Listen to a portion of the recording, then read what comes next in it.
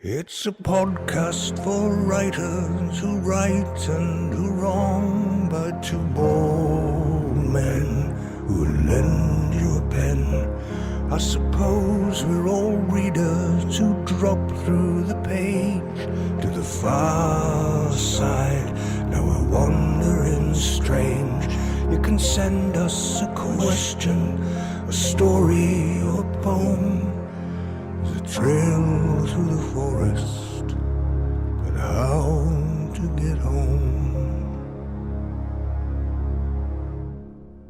The Writers Podcast. Hello, my friends, and welcome to this first ever episode of the Writers Podcast. My name is Sean Hurley, and I live in New Hampshire, United States.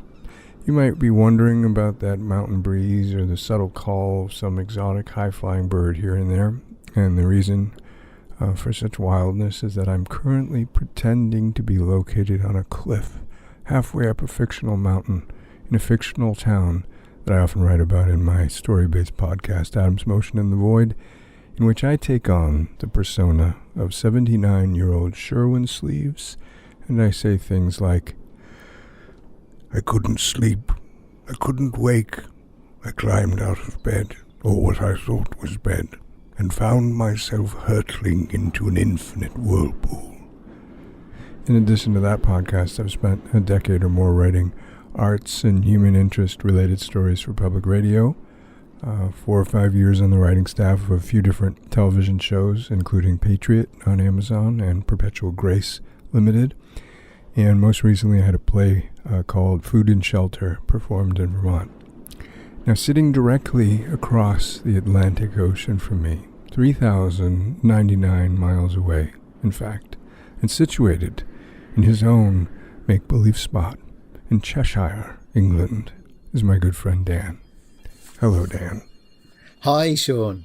I am currently located in the space between the L and the D of an emerald in a fictional city that I have just created using crayons, and also located somewhere in Cheshire.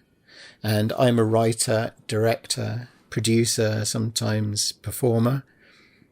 I do many media, and I am working on a film at the moment called Hold Excalibur, which is a feature film about King Arthur. You also have recently published a novel. I have, yes, and my novel is called The Minister of Chance. Based on your really lovely podcast, Minister of Chance, which we'll post some sort of link to that in our description, wherever that may be. You're very kind. Thank you. I have to help you give yourself the proper bona fides here. And you also, when did your play Joke come out? Is that 2 years ago? Well, it was 5 years ago. I think I first did it. And then, we did it again a couple of years ago. And then hopefully doing it again soon with some fancy, exciting actors. I mean, not that the ones before weren't fancy and exciting. They were very fancy and exciting. And I'm fancy and exciting. You had some extremely talented and wonderful actors in that. And I can't wait to find out who will be in the next one. Bless you and your low standards. Have I not told you who's in the next one? No, I don't know. Oh, okay. At least one person's in it that's really fancy, but I'll tell you when we're not in the podcast. Oh, is it private? Well, no, I can tell you what. I can tell you who it is, and then you can beep it. Okay. Then it'll sound like that will make me sound really fancy. I'm the beeper. I mean, I'm in charge of this stuff. So what if I don't beep it? Would you get in trouble? Oh, damn it! Damn you and your power plays. Yeah. What if I beep it a little bit, but it's not good enough, and people can hear through the beep that you've got this celebrated, wonderful, fancy person? I don't know. All right, so go ahead and we'll see. We'll see how beepable it is and what level of beep this person requires. Oh, I can't beep that. Oh no! Beep, Damn beep, it. beep, beep, beep, beep. No, my goodness. Oh, no. Damn your eyes! You No. fiend. She must be known at all times, no matter what, regardless, you know. And you're also you also do stand-up comedy, which may be hard to. I mean, I'm assuming we'll talk about that at some point, but that's a part of your writer's life as well. Yeah, it is. Yeah, I think stand-up comedy is very useful for writing. It's really useful training because a joke is a story in microcosm, structurally as well. Yeah. Which is partly what A Joke, my play, was about. But anyway, I really, I'm British and I don't like talking about myself. That's why I'm here. That's not true. I do. Well, you have to have it pulled out of you, and then you're sort of just all smiles and private happiness, but you're not going to say it, So that's why you invited me, because you knew I knew all of your secrets, all your secret glories. Yes. And that I would bring them out. You could just say something like, and I sometimes write a little bit at my desk, but I don't know. I dabble. Yeah. Oh, really? Me? What? So what is this podcast going to be about? What are we going to be talking about, you and I? I suspect we are just going to be having a lovely time chatting together, which we don't really often get to do. But I think also we have quite a lot to offer. I think the writer. I mean, between us, we have over 100 years of experience, and I think we've been in lots of writey situations in different media and different professional situations, and we enjoy it, and so I think we can share that with people and just share our insights. And I like getting people to write. I like encouraging people to write. And I do too, and I sort of think that everyone can write. I don't know if you've seen Ratatouille, but one of the sort of concepts in that Pixar movie is that everyone or anyone can cook. And I think that's true of the arts in general. I think it's true in writing as well. I really do think anyone can write, and everyone should write, because I do think it's really just writing is just a really lovely little thing to do for yourself. It doesn't matter what you're writing, how well you're writing. It's its own beautiful little place of reflection and discovery, and I think we can help encourage people to find that place and explore it. I think it's also the case that that people just need a push sometimes. They need to just need a bit of help to a nudge to get them writing, or they just need to know, there are ways to do it and ways to get moving, and common things that are stopping you writing, so we can do that. I think it also helps, even just our friendship, our relationship is primarily through writing. I write something, I send it to you for review, you write stuff, we help each other, and it's really nice to have somebody else there. And to a certain extent, that's what we'll be doing with this podcast, is sort of being the other people that are there, sort of other writers that you can sort of share some kind of space with. And I don't know, I always find it just a relief to hear the kind of struggles, because we have a lot of struggles, and the occasional successes. It just makes it seem like a practical, livable thing to do, right? Yeah, well, that's absolutely beautiful. That's a lovely idea. We'll walk with the writers or wannabe writers who are listening to this, and we'll hold your hand as much as we can. Yeah, and slap you from time to time when we're tired of holding your hand. Yeah.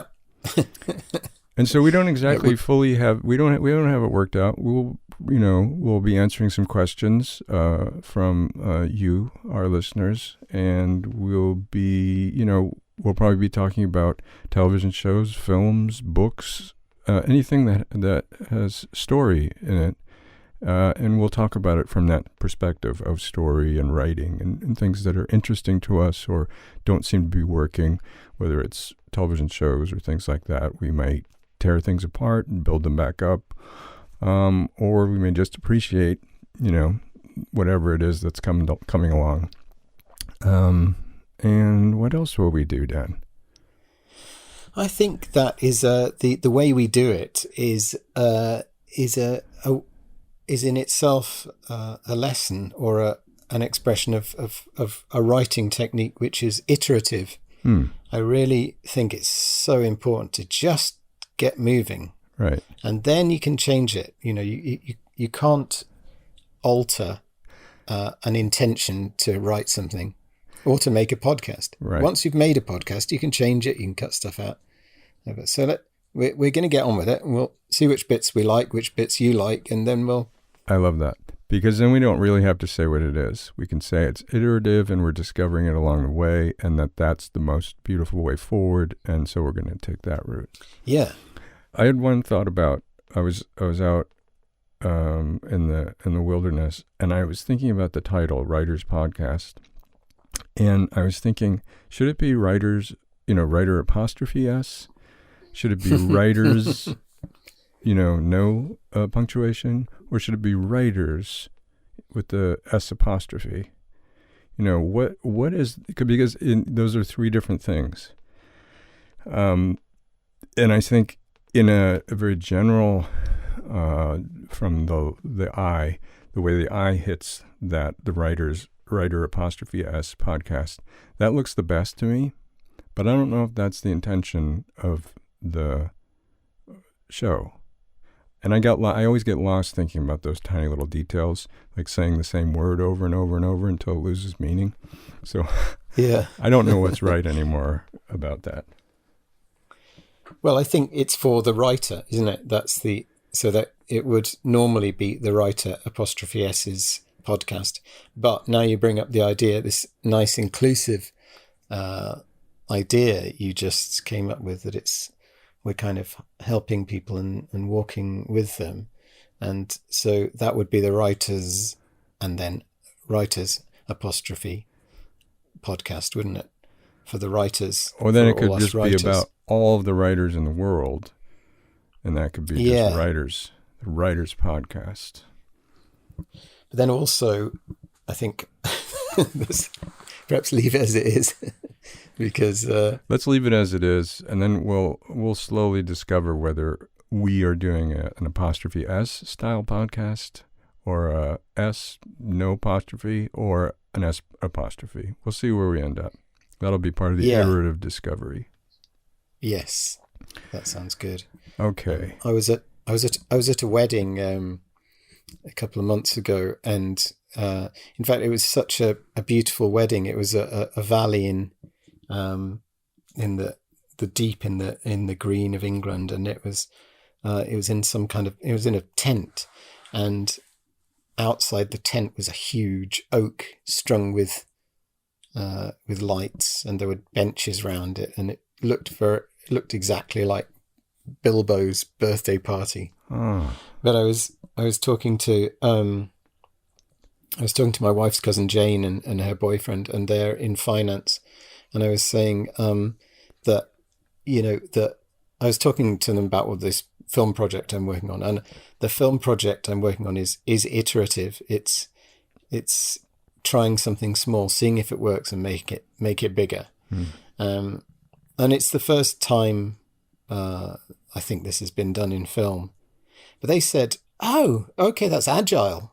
And I said, yeah, it's kind of. And they said, "No, that's what we call it in programming and in finance. It's called an agile production model." Oh, what a great word they gave you. Yeah, but it's a thing, apparently. So if anybody tries to trouble you and say, "Well, this seems complicated," somebody like me, if I'm like, "I don't know, Dan," this is because I remember when we were talking about this, I'm like, I'm sort of like trying to follow the building blocks of it. And all you need to do now, if I do that again, is you can just tell me it's agile, and I'll be quiet. Agile, mate. I can't compete with that. You know, once you've said It's agile. like, Sean, yeah. Sean, why don't you do the hoovering? It's agile, darling. Agile. It's the answer for everything. Maybe we should use that as our new word. You know, instead of like cool or whatever, we'll just say agile. That's pretty elegant. I don't know, it feels a bit agile to me. Okay. Well, we won't do that. I might do it, but Dan won't. I'm going to use it in a really agile way. It's going to be so agile, it will fit right in, you know? Agile. I'm going to be an agilist. Okay. Yeah, maybe we'll put a little music in right here, and then we'll move to the next part. Once upon a time it was a dark and stormy night, too dark for me to see, and so the end. When you say where you're from, do you say Cheshire, county of this, and... I say from the great county of Cheshire. Okay. No, I don't. We never say from. You know, when Americans always say from the great state of Georgia or something. Well, politically, I always like they that. do. That's more of a political. Yeah, like if Right. we meet each other, you know, if I meet somebody from another state, he or she won't say, "Hello, I'm from the great state of Ohio," and then I say, "Well, I'm from the great state of New Hampshire," and we're real happy about it. No, that's a political. Anyway, hello. My name is Dan Freeman, and I am in Cheshire, the great county of Cheshire in England. It's in the northwest of England, in the middle of Britain. Let me ask you this question because I'm interested. Do you recall how you started? Like the first thing that you wrote, the first thing that you felt like, oh, maybe I'm a writer. When did writing sort of begin for you? I used to write. I mean, when I was a kid, and I used to like writing stories, and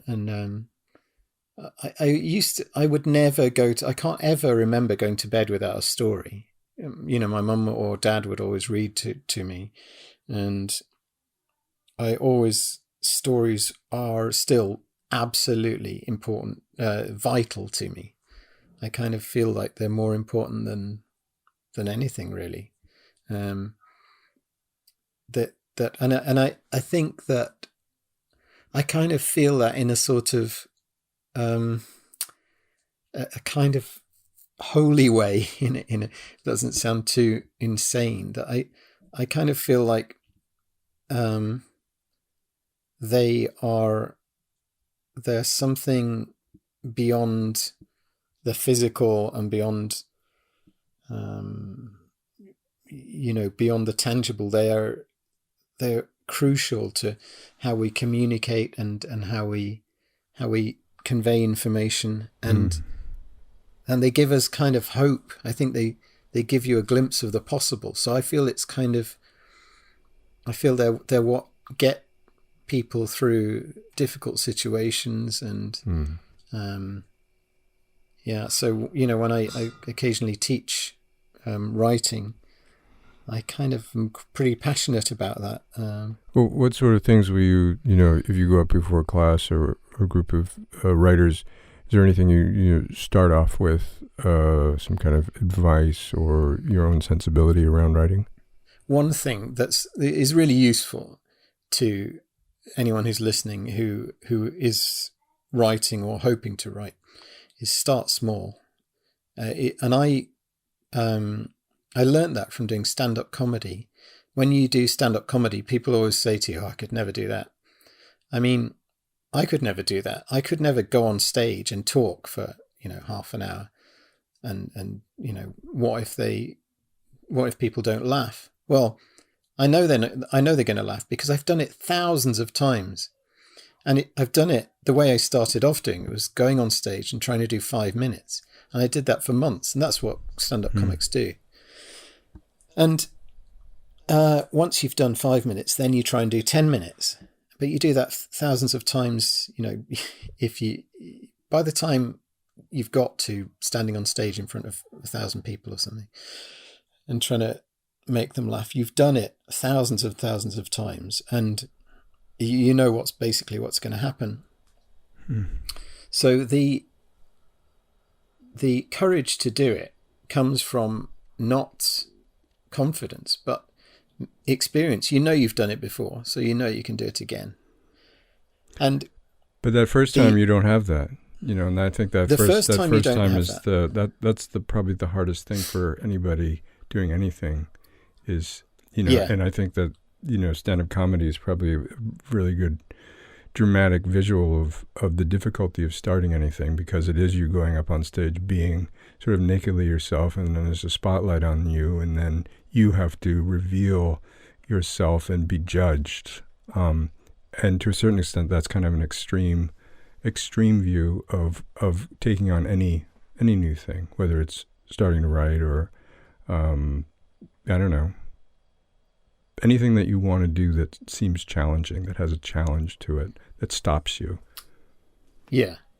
But I think that I'm not a person who will do anything if I think it's going to not work. I won't bang the nail unless I think it's going to go all the way in.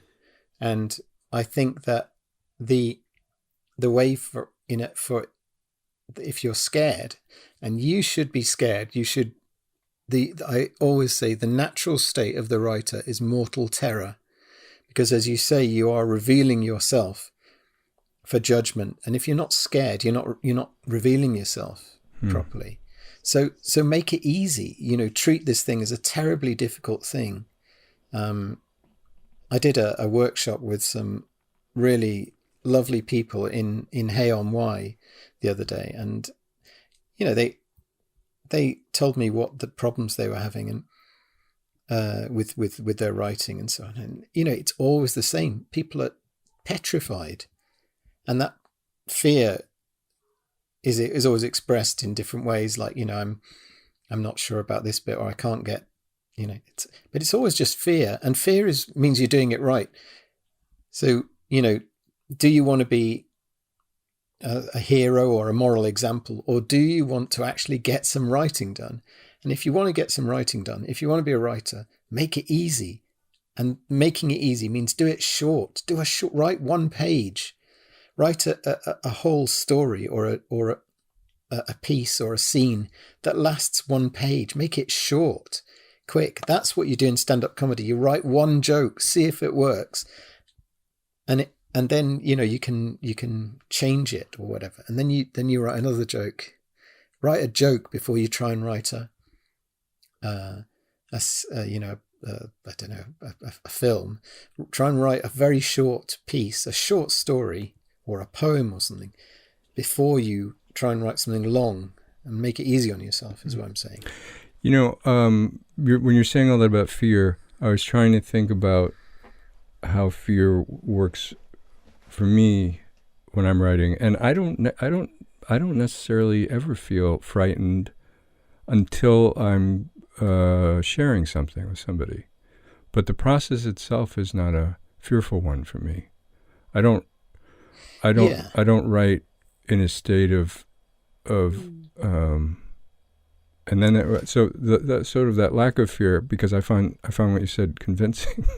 Made me feel like, oh my goodness, am I just oblivious to the necessary emotional state of the writer, which is fear, or is it okay that I just feel frightened when I finally send things off to somebody and I'm worried that, will they understand this? Will it mean anything? Was it terrible? Because that's really where fear comes up for me. Just that part. No, I think you're appropriately afraid when you send it to someone. If you send it to anyone, then you're not scared. Again, it means you don't care, and you're not doing it. There's no point in doing that. Do you want this lovely lady on my that I met the other day on the course was saying, I'm afraid that there's a lot of personal stuff in this, so I don't want to upset anybody. I was thinking, Jesus, that's all you want in writing. You want someone to put themselves into it, and that's fear again. But I think I think the fear can come in different ways. Like you can be afraid of, is this working? You can be afraid of, is this, will I get to the end of it? I mean, I think it can come in different waves and different different ways for different people. I mean, I always find myself getting up, because it's not holding me. I get up, I can't sit there. I have to force myself to sit and write for 20 minutes because, I feel like I ought to be doing something, the urgent thing that I need to do. You mean in the writing or in your life? You mean there's like... In my life, I've got this... It's not... it's not clear when it's not what I articulate to myself, but I get up with this feeling that there's something urgent I need to do. And of course, the thing that I need to do is finish this script, but it feels like that's not an urgent thing. So I have to make it urgent for myself. I think that I don't know if it recorded because we've had some technical difficulties, but going back to that initial concept that, where I feel like I sort of have always been writing in a vacuum, just doing whatever I like. I feel like to a certain extent, if, in doing that, fear doesn't really come up because I'm not writing, thinking about anybody else. I'm just writing the thing. I'm just thinking about the story. I'm just dreaming. I'm hoping that I'll be able to discover what I expect to discover and that I'll be engaged. But I think that could be just because I have such a small, personal sized audience space in my head, and maybe for someone like you who is maybe more aware of the audience out there, that creates a sort of an ongoing pressure, like that you're being observed as you write, even though you're not, but in sort of a virtual way. It's kind of like you might be processing that through what an audience might be thinking or expecting, and thinking like, will somebody think this is funny? Will somebody be bored here or excited here? I don't know. Does that sound fair to you about your experience? Yeah. Okay. Yeah, it does. I mean, my fear is always that nobody's going to hear it, or right. That's, because that's partly why I do all my things in such an unusual way. I think sort of guerrilla production, because I, my fear is that I work so hard and put my soul into these things, and then no one's going to hear them. I have the opposite. So I feel like putting your everything into something and then releasing it, and then no one paying attention to it is fine. Yeah. I mean, I wish I had, I think that, I mean, I'm, I'm not paying you compliments. I think we've established that very clearly. No, yes. But I wish I wish I had the balls to do that. I mean, I think that is true artistic, pure creation. And that's not how I work. I just don't have the balls to really dig into let my self flow onto the page. I'm constantly self-aware and I'm worried financially as well. I've got to, make a living. So that's, a constant imperative as well. I don't know if you've ever seen My Dinner with Andre, but it's sort of a long conversation film about life and art and meaning and purpose between playwright Wallace Shawn and theater director Andre Gregory. But what you just said really reminds me of the opening scene of the film, where Wallace Shawn is kind of wandering through the New York City streets on his way to the subway before this big dinner with Andre, and he sort of sets the stage for this central conflict of his writer's life, kind of between art and money and this struggle. And I think it's, I share the same struggle as you, and I think it's probably true of every artist, whether they're a writer or not. And just I haven't thought about the movie in a long time, but what you just said really reminded me of that. The life of a playwright is tough. It's not easy, as some people seem to think. You work hard writing plays, and nobody puts them on. You take up other lines of work to try to make a living. I became an actor, and people don't hire you. So you just spend your days doing the errands of your trade. I've lived in this city all my life. I grew up on the Upper East Side, and when I was 10 years old, I was rich. I was an aristocrat, riding around in taxis, surrounded by comfort, and all I thought about was art and music. Now I'm 36, and all I think about is money.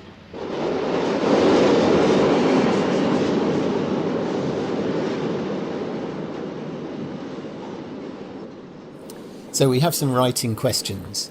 Okay. So this is from my friend Natalie Luce. Natalie has a question, but this is from her friend Timo. Okay. So Timo is saying, let's say I have a general idea for a storyline, no main characters yet. How do you start fleshing out from there? Do you develop the characters in total detail? You know, the interesting thing about writing questions, I think, is that there are, an infinite amount of answers that can be supplied. I mean, so I think the most basic writing advice that I would ever give anybody is that you as a writer have a method of writing that is very specific to you, like a fingerprint. And the world will provide, in the form of books and other things, other fingerprints that other people have, methods for writing, and some of those would suggest that the first thing you should do is, if you have an idea that's promising, is to come up with all the characters and then sort of how those characters maybe relate to that central idea.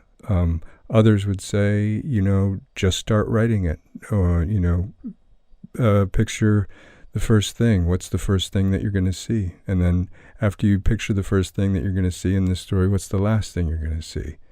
So I would personally say that the best way to begin writing something is to begin writing something that you're excited about, some part of it that excites you, to begin to explore the world of your premise and story. And it actually doesn't really matter whether or not you use what you write. Just write about the story. Write about what occurs to you. It could be something that happens, like maybe the interesting thing that you've come up with happens in the middle of the story. And you feel like, well, how am I going to start this story? Well, I wouldn't worry about that. I would just write the thing that first drew you in. What was the flame that you first saw, the flicker? Just write about that. And then the process of writing the story is slowly illuminating this world. And I think one way to slowly illuminate the world is to continually write things that interest you in the story without much sense of how many characters are there? Who are these characters? What's their backstory? I would say don't use much of a method aside from what is exciting, interesting, compelling to you about this little world. And then at some point, hopefully, you'll begin to sense some kind of linear narrative, and then you can maybe more formally begin to assemble these pieces A to Z. But I think at first it's just, be a child and play with the blocks and follow the blocks and the candle light as it moves, through different rooms, and just stay in that space and see if that initial premise that you had stays alive through all. See if that candlelight stays lit as you move around through these different rooms. I mean, I think the very important thing you've said there is that it, again, I would stress that it's very difficult. We're not down a mine. We're not doing medicine, but if you're writing within within that, given that we're not doing anything sort of physically dangerous, but it is very difficult, and you've got to face that. You got to be easy on yourself. You're doing something very difficult, so make it easy. Go for the fun bits first. Give yourself a psychological, a psychological boost, and go for the easy fun bits. The other thing I think I'd say is, don't do any bit of it first, because you want to remove all constraints to your creativity. You really want to, what you don't want to do is, I've got to do the characters first. I've got to have the idea first. Do them in parallel. You might have an idea for a character, or a bit of an idea, or a bit of a character. Write that down. You might have an idea for a bit of, a bit of plot. What you don't want to chuck that away because you've got to do the characters first. It doesn't matter. So make it easy. Do it in whatever order. Write down, if you have an idea of any sort, always write it down because you don't want to lose it. Make sure you can read it, because there's no point in having notes that you can't read. And make it easy on yourself. So if you've got a plot idea, I actually write them in different columns sometimes. So you can have a plot, characters, whatever. When they come up, write them down. Doesn't matter. Free yourself from any sort of constraints. The other thing I'd say is, don't write the actual story yet, unless that's how you write and how it comes easy to you. But usually I find most people, you want to know what happens to who. So what you sort of want a note of the sequence of things, a sort of structure of the sort of thing that happens and the sort of character it happens to. Again, if you find a bit of dialogue comes to mind, or a cool incident or something, then write that down. If you've got a bit of script that comes in, a bit of description or something, by all means go into it. You don't have to do one thing before the other. And often another thing is the theme of the thing. What you're actually trying to say may not come to you until the end of the, until you've written the whole thing. I was saying about a mutual friend of ours, Steve, who basically, if I'm right, Sean, I think the idea for his whole series was based on an image he had of a man with a sad man in a suit. And that's all he had, I think. Was that right? That was an image that I think was all he had for an episode. Right. And then, but, you can. Yeah, but it was the thing that everything unfolded around, for him. So it started with, he drew a little sketch on a napkin. It was almost like he didn't know what the episode would be about, and he drew the sketch to give himself something to begin to collect his thoughts around, and that's how it started. Yeah. So do sketches on napkins. So should we have another question? Yes. This is from Nadine Schultz. And she says, what do you think about the tense of a text? As in, do you think it's better to write in the past tense, like is common, or present tense? And why the preference or recommendation to do either? Is there a certain format you do use one over the other, like, say, a screenplay, etc.? As in, Hagrid turned to Harry, or Hagrid turns to Harry? Also, do you have thoughts on writing from a first-person point of view or a narrative style? Wow, that's these are like questions that I think writers think about a lot, in an awkward way, because it's hard to say. I think you can say that the present tense is more active. It feels like we're more, if you write Hagrid turns to Harry, that snaps a little bit quicker then Hagrid turned to Harry. But the use of turned rather than turns gives a little more elegance, maybe, to a story. It makes it feel, I think maybe because stories, maybe historically, books, novels, historically kind of have had that past tense as a primary use. So I think if you use that, it feels like you're writing, in the old tradition of stories, whereas the present tense is a bit more modern, and so it will feel both kind of fresher, more present, but I think it can also feel, I don't know, I think that the tense that you choose really relates to the story itself, the conflict of the story, and whether it needs to be urgent, to have a sense of ongoing urgency, in which case maybe present tense would be better, or if it needs maybe a little more consideration, where the past tense gives a little more room. It adds sort of a dimensional space that maybe allows people to just kind of move along with you, but not, I think if you're using the present tense, you're saying, hey, keep up with me. We're hurrying down this hall now. If you're using the past tense, I think people can sort of trail behind a little bit, and it just allows for a different, slower digestion. But that's just off the top of my head, my reaction. I do think about those things a lot.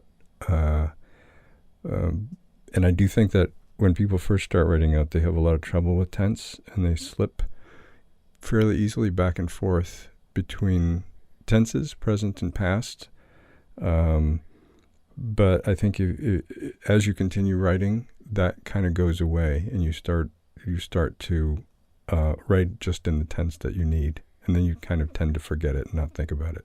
But Dan, what is your appraisal? Yeah. I mean, I'm not sure I have anything much to offer on this, because all scripts are always written in the present stage directions, and then novels tend to be written in the past.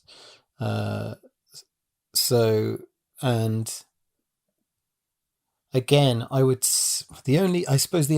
this isn't something I think about or consider much, and I think that's probably because we're quite long in the tooth, and as you say, you worry about these things when you're new, but I would say these are worries that can't stop you writing. So write it in one tense, then change it if you want to.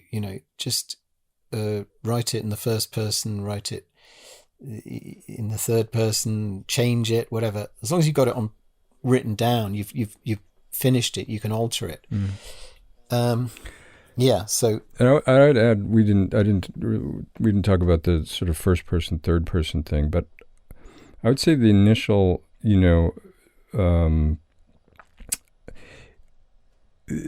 really comes down to how you see the character. So if you're writing a story and you feel yourself looking through that character's eyes, I would say go ahead and use I, because that's how you're seeing the world that you're telling us a story about.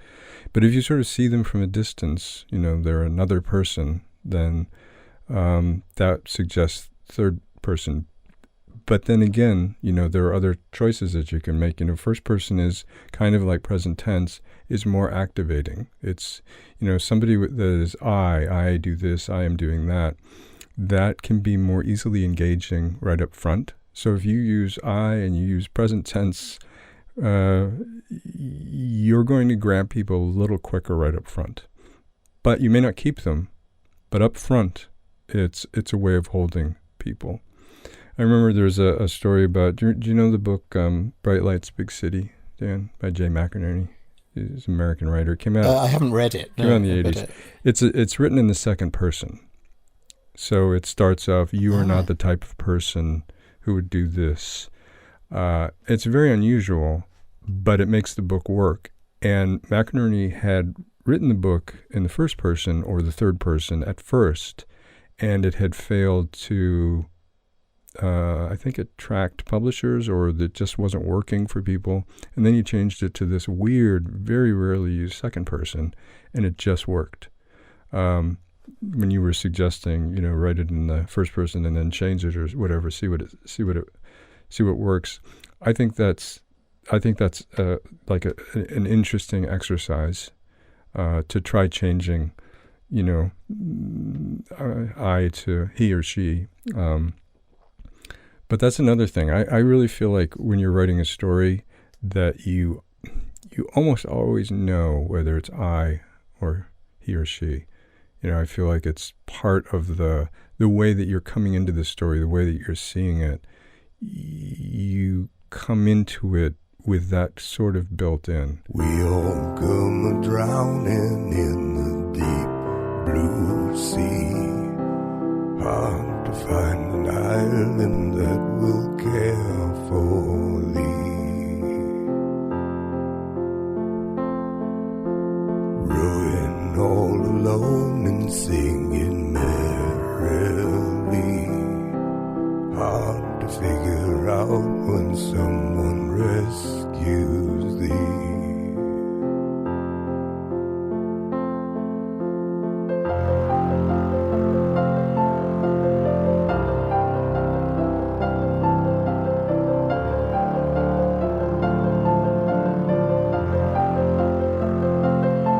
I know your hands tied, you're blowing out the fire, but you help me push my boat out on the wave. I know your hands tied, you're blowing out the fire, but you help me push my boat out on the wave.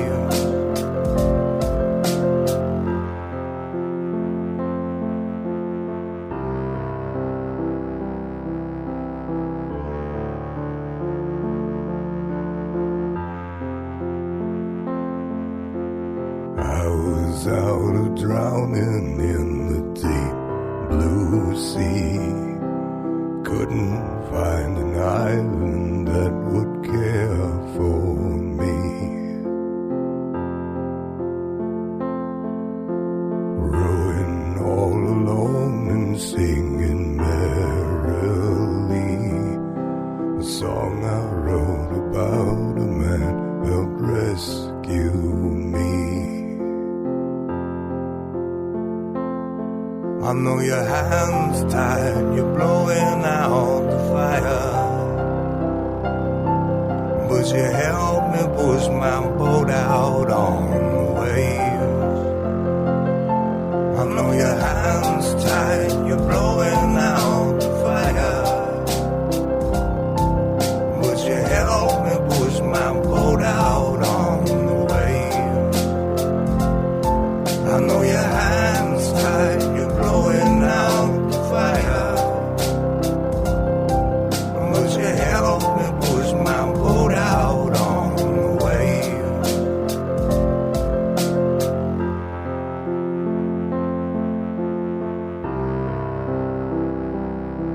But you help me push my boat out on the wave. Recent success, recent failure in writing for you.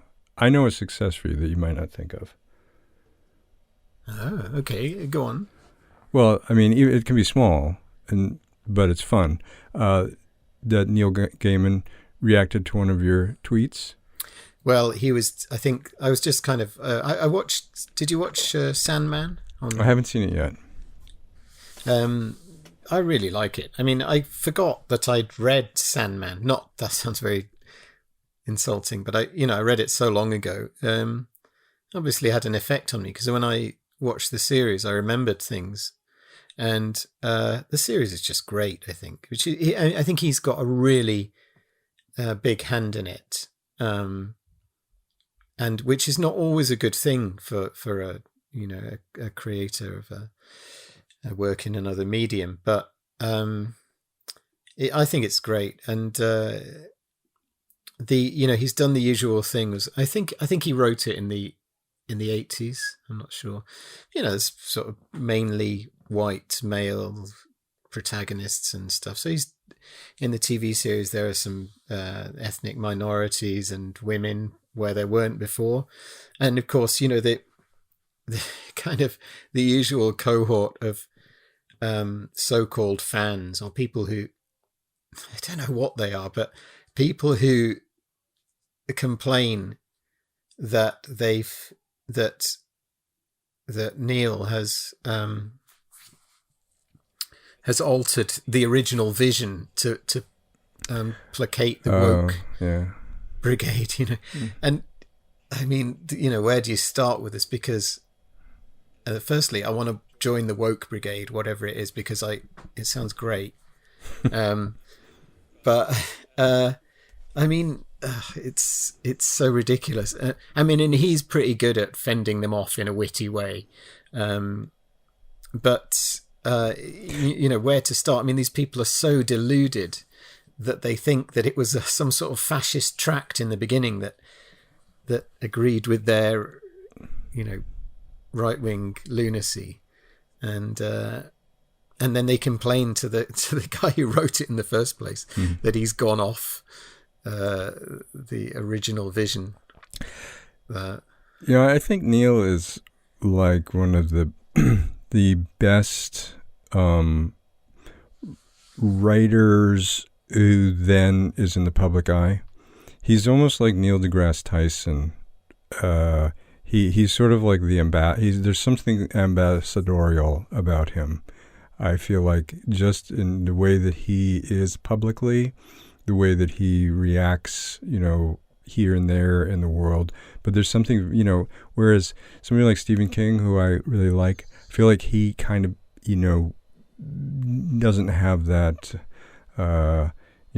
magical quality of being able to stand up in front of large groups of people and sort of just be lovely and amazing in himself and just a great representative of his own writing and be sort of this just lovely writer, I just think he's a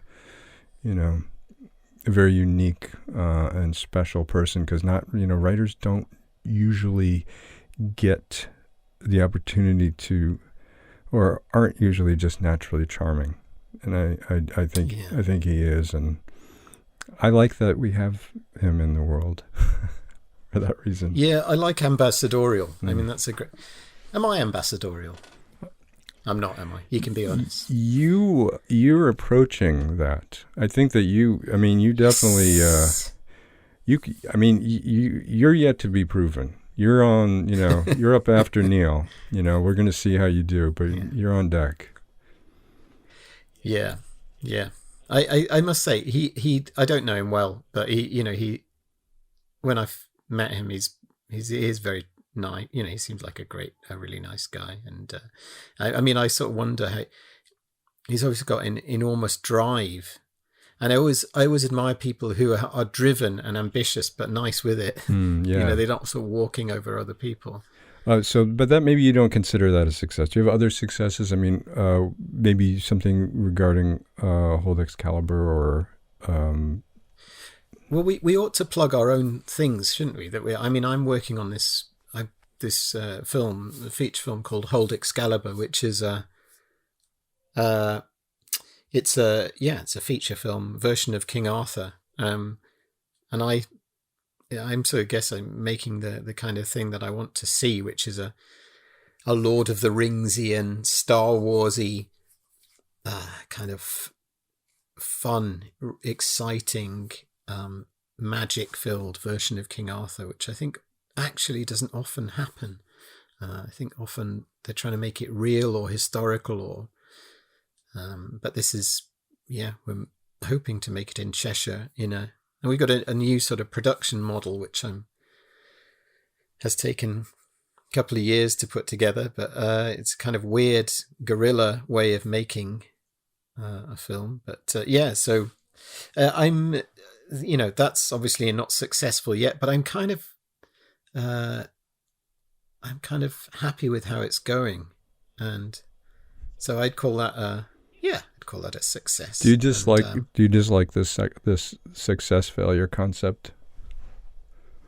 No, I don't. I thought it'd be interesting to let people know what's working well in our lives as writers, and then what's not working so well.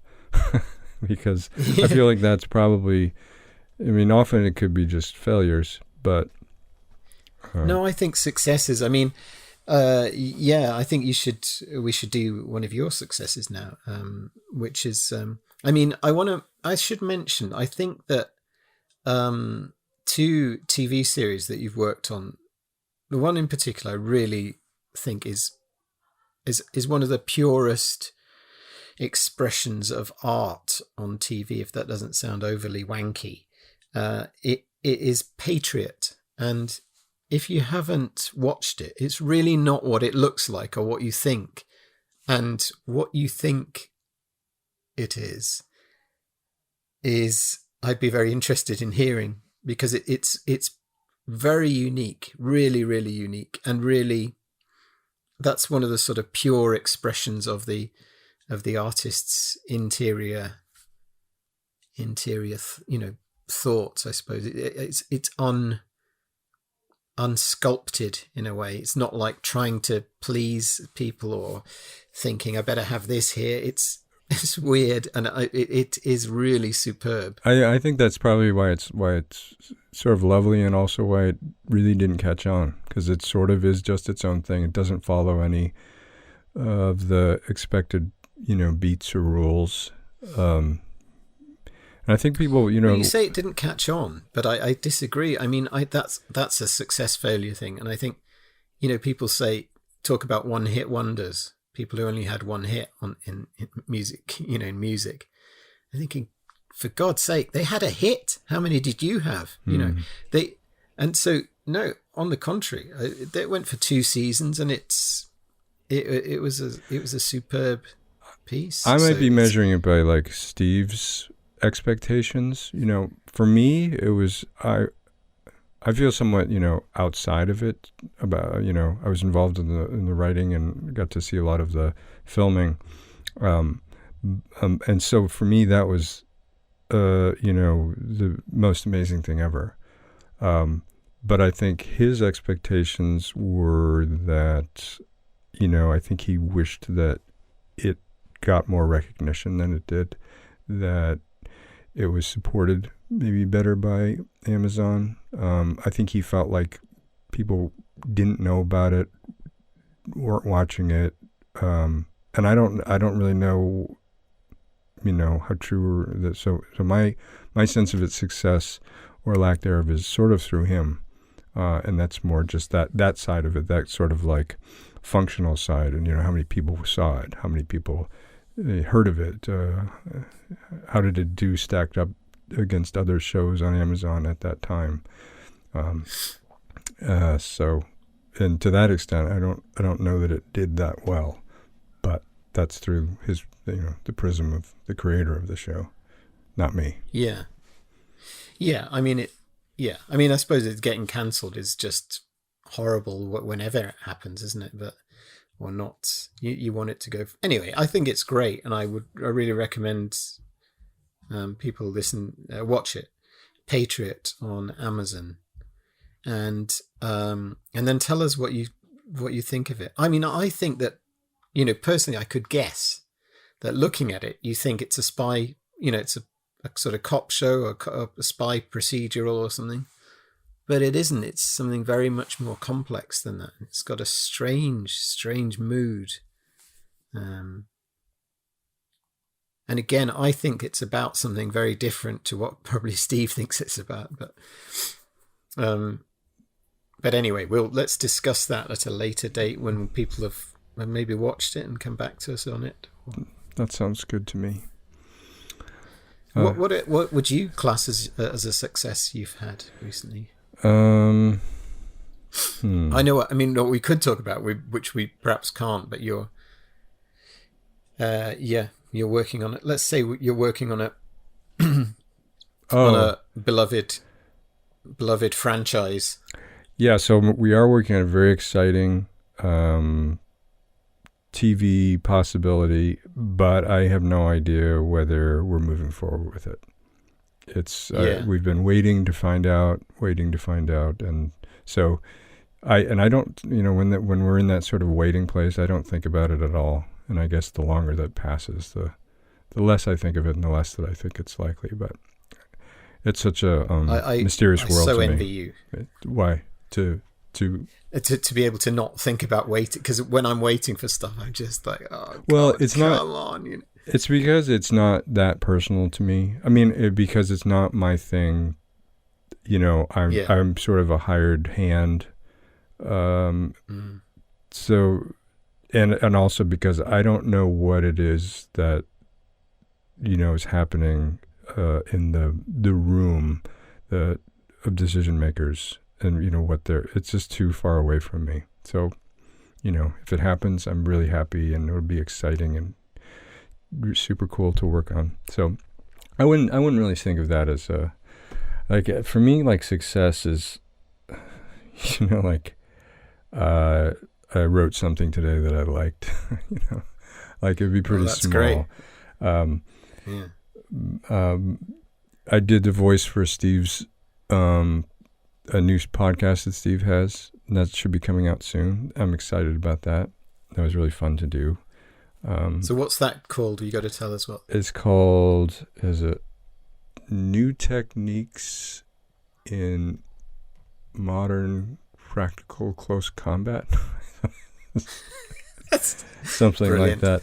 So it's also sort of set in the Patriot world, but it's again very hard to describe, but it's it's a character leading you through sort of the story of his life, while also providing little tidbits here and there on how to fight people. Great. Yeah. And with Steve's, strange, non-existent techniques, like things that don't that don't exist. So that's exciting. I have a good failure though, and it's not a big, it's not a big failure, but I did. I made as you know, I've been exploring animation for a while, and using an animation software called iClone and putting together short videos. So I made a video that's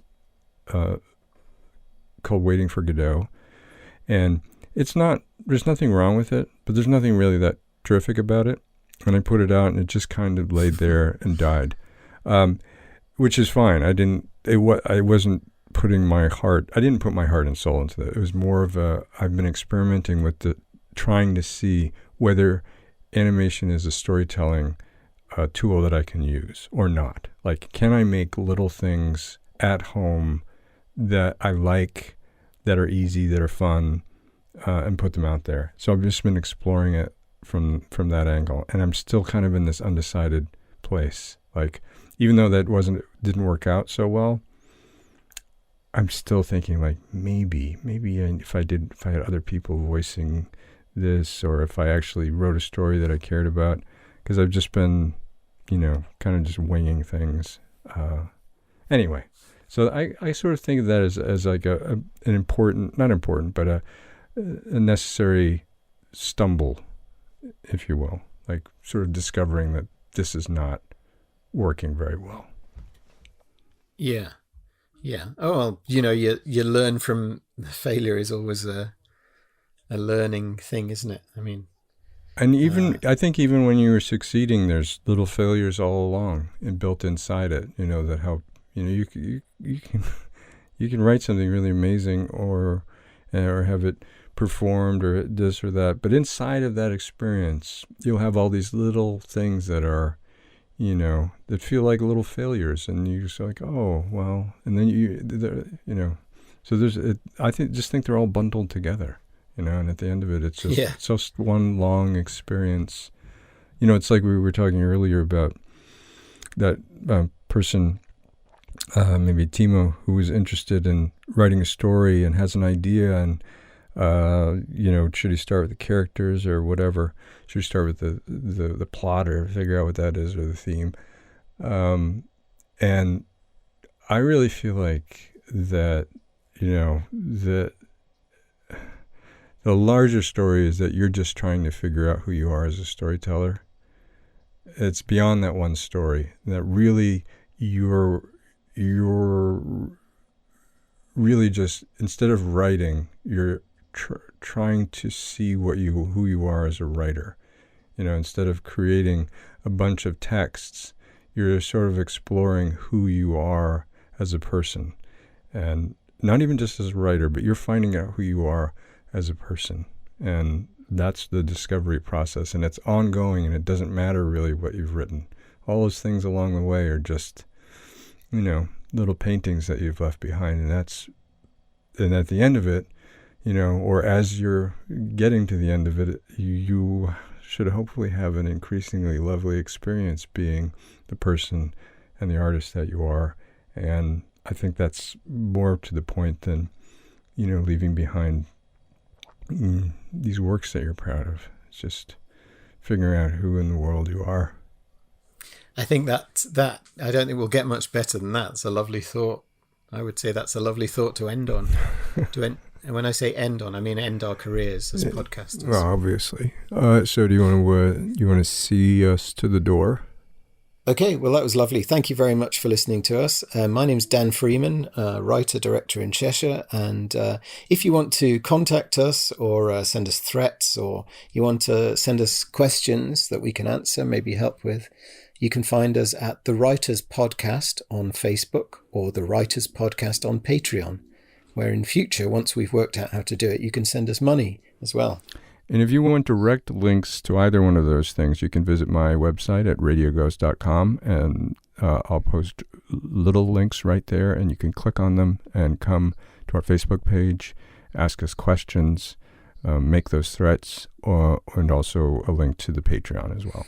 Yep, that's been great. Thanks, Sean. And if you're thinking about writing, get on with it, quick. It's a podcast for writers who write and who wrong, but to bold men who lend you a pen. I suppose we're all readers who drop through the page to the far side. Now we're wandering strange. You can send us a question, a story or a poem. There's a trail through the forest, but how to get home? The Writers Podcast.